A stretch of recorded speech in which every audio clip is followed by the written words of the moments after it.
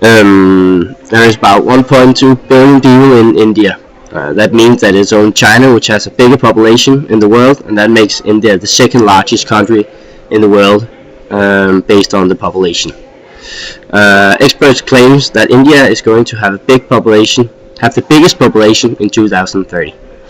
About 70% of the Indians live in the countryside.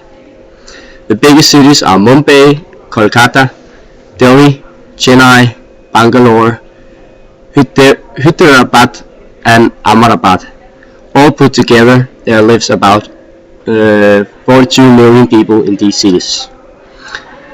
There is about 23 official languages in India. About 30% of the population is poor and live under the national poverty line.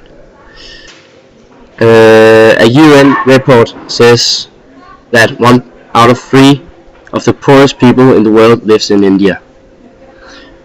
A report from 2011 shows that as many as 320 million people in India and China are expected to come out of the extreme poverty in the next 4 years, with India's poverty rate projected to drop from 51% in 1990 to about 22% in 2015. That means in 1990 about 600 million people in India were poor, and in 2015 it should be about 264 million people.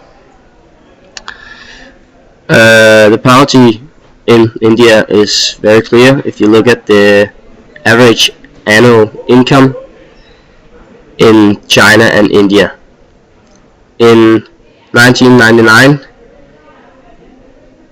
you would get an annual income in India on 1,818 US dollars, and in China it was about $3,000. In India in 2010 it was about $3,300, and in China it was about $30,000.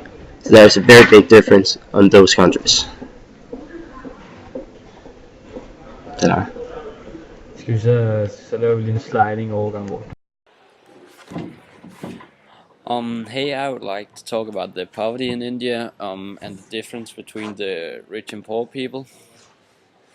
In India, most people believe in Hinduism, and when you talk about the Hinduism, you have to mention the caste system, which is the system that is responsible probably for the big differences there is between rich and poor.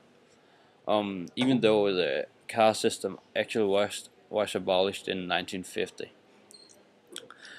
This system divides the people into 4 groups in hierarchy, and the lowest category in the system is the Dalits, who has no rights, and they're not even allowed to wear shoes, and they're not allowed to eat or even marry people from the higher castes.